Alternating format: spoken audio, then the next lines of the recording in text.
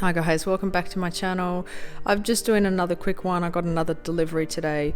Hopefully one of the final pieces of kit. I think I've got my equipment pretty nailed down, and got rid of the stuff I don't need, and the stuff I do have, it is generally the lightest that I could get that's available that meets my comfort needs at the same time. So I'm going to be replacing my UV lamp with that requires a physical like a filter and then a Nalgene bottle for it all to work.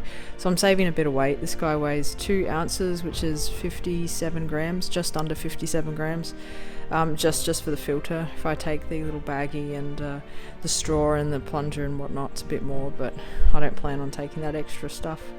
So yeah, that's it. So let's crack this open. I'll tell you my first thoughts, and these are the 2 types of water bottles I usually hike with. That's a pump bottle, and this is just like the cheapest water bottle I could find in the supermarket. So let's see how that goes.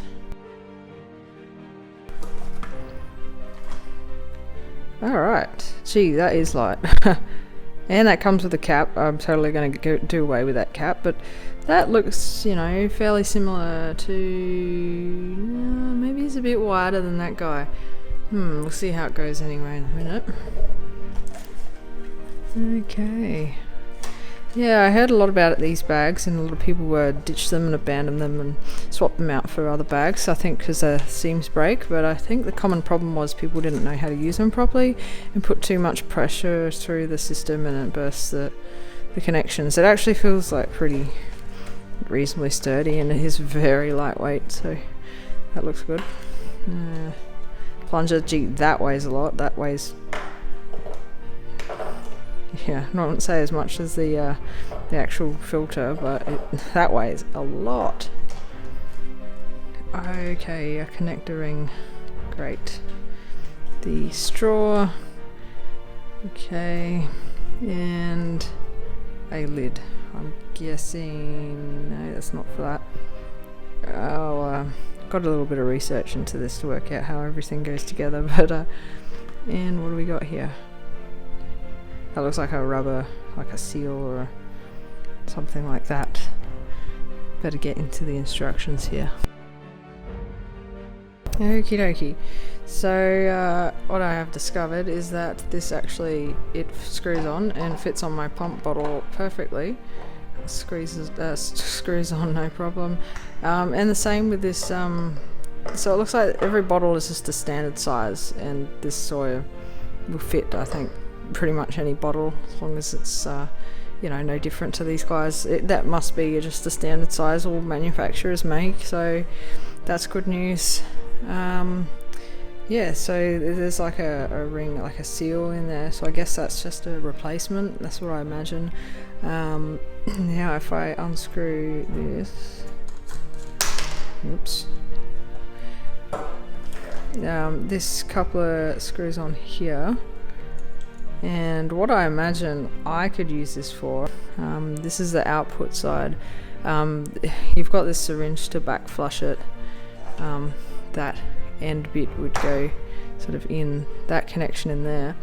What I'm thinking of doing is I could just screw this onto my water that I've already filtered, and then squeeze the actual bottle and back flush it that way. So that's what I'm thinking. I might just take that ring and back flush it using the bottle, and I'll do a bit of testing before I take it on the trail. But yeah, instead of taking this syringe, which is quite heavy. So yeah, that's looking like a neat little setup here, and I can't wait to sort of give it a real test out on the trail. Like I've said in previous videos, I'm doing the Great Southwest Walk soon.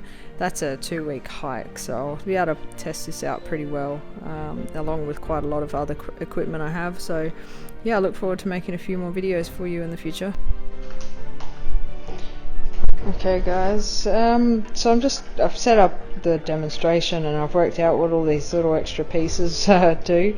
So just quickly going over to this cap here, that guy just capped off this squeegee bag.